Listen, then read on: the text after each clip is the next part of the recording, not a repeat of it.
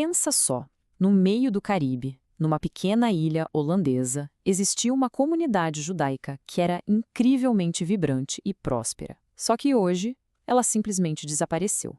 Não existe mais. O que ficou para trás são ecos em pedra e um mistério. Vamos juntos desvendar a história dos judeus perdidos de Santo Eustáquio. Pois é, quando a gente olha para essas ruínas, a pergunta vem na hora, né? Quem eram as pessoas que construíram isso, que oravam aqui? E o mais importante, o que aconteceu para que eles sumissem do mapa? Para achar as respostas, a gente precisa voltar no tempo. Hoje, o que sobrou de toda essa história são as paredes de pedra de uma sinagoga e um cemitério que o tempo já castigou bastante.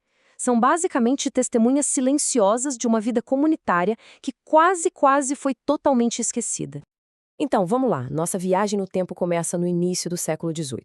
A Ilha de Santo Eustáquio, nessa época, era um baita centro comercial. Um lugar que fervilhava, sabe? E atraía gente de tudo que é canto. Inclusive um pequeno, mas crescente grupo de famílias judias que buscavam um novo começo. A congregação que eles fundaram recebeu o nome de Onen Dalim. E o curioso desse nome é que ele dá uma pista importante. Aquele que demonstra misericórdia para com os pobres sugere que, no começo, a comunidade não era rica, não. Eles provavelmente dependiam bastante do apoio de outros, principalmente da comunidade judaica de Curação, que já era bem estabelecida. E olha, o crescimento foi rápido. Começaram com apenas 4 famílias em 1722. Em poucos anos, eles já estavam organizados e se sentindo fortes o suficiente para pedir permissão para construir seu próprio centro espiritual. A sinagoga ficou pronta só 2 anos depois. E mesmo quando um furacão destruiu parte dela, em 1772, eles se uniram e a reconstruíram, mostrando uma resiliência impressionante. Essa sinagoga era o verdadeiro coração da comunidade. Ela foi construída com tijolos amarelos, que vinham de fora, e tinha uma galeria separada para as mulheres, como era o costume da época. Ali perto, também construíram um mikvê para banhos rituais. E a parte mais incrível disso tudo é que esse mikvê ficou completamente perdido no tempo, soterrado, e só foi redescoberto por acaso, em 1973. Imagina! E no auge, a comunidade judaica de Santo Eustáquio não era só rica, não. Ela tinha um status social que era único em toda a região. Eles transformaram essa ilhazinha num centro de influência no Caribe, um baita exemplo de como a tolerância e o comércio podiam criar uma prosperidade assim surpreendente. E para entender o quão especial era a situação deles, olha só essa comparação. Em Santo Eustáquio, eles podiam votar nas eleições para o conselho local. Já na vizinha Curaçao, isso era proibido.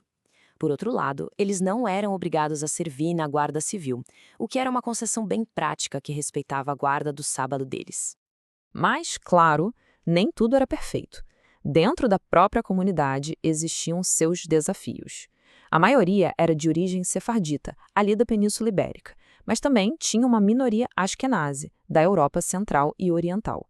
E as tensões entre esses dois grupos ficaram tão sérias que, em 1760, o próprio governo da ilha teve que intervir para mediar a situação e criar regras de convivência. Essa era de prosperidade, no entanto, teve um fim. E foi um fim abrupto e muito violento. Em 1781, no meio da Guerra de Independência Americana, os britânicos invadiram a ilha.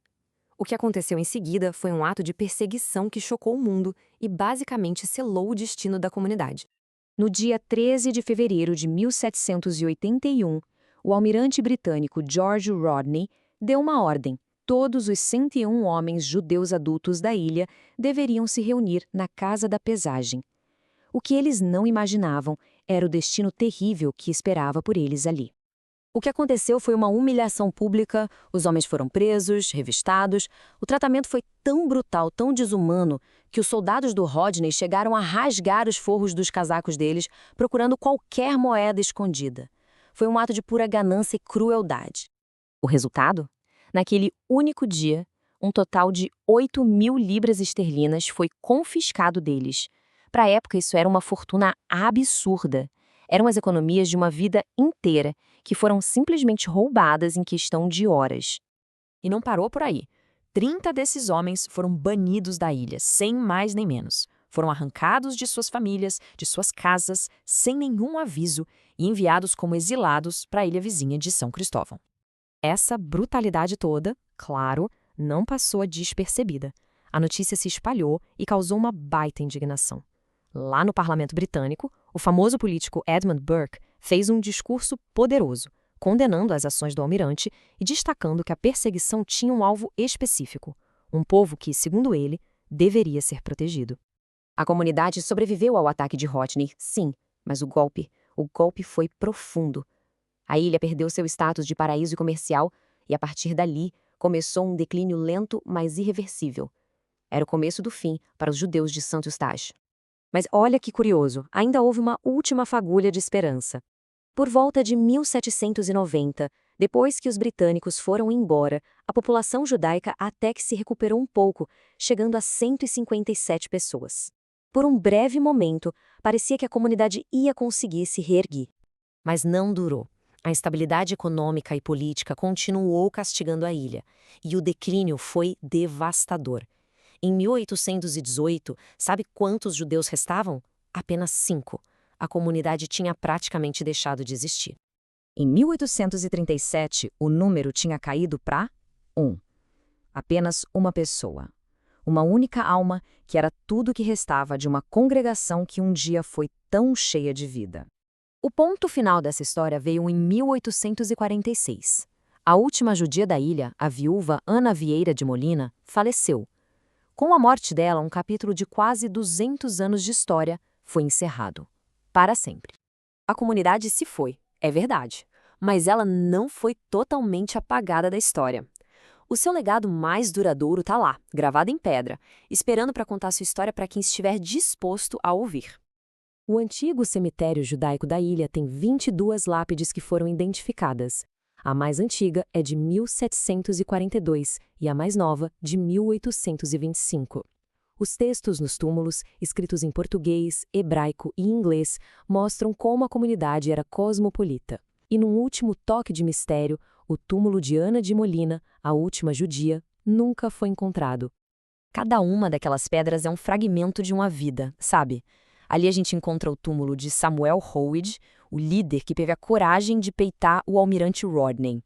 O de Pinhas Moses, que foi um professor respeitado. As pedras dão nome e rosto a essa história. A história de Santo Estáquio é um lembrete muito forte de como comunidades inteiras que parecem tão estáveis podem simplesmente desaparecer. Isso faz a gente pensar, quantas outras histórias como essa não existem por aí, esperando em silêncio, em ruínas e cemitérios, só para serem redescobertas?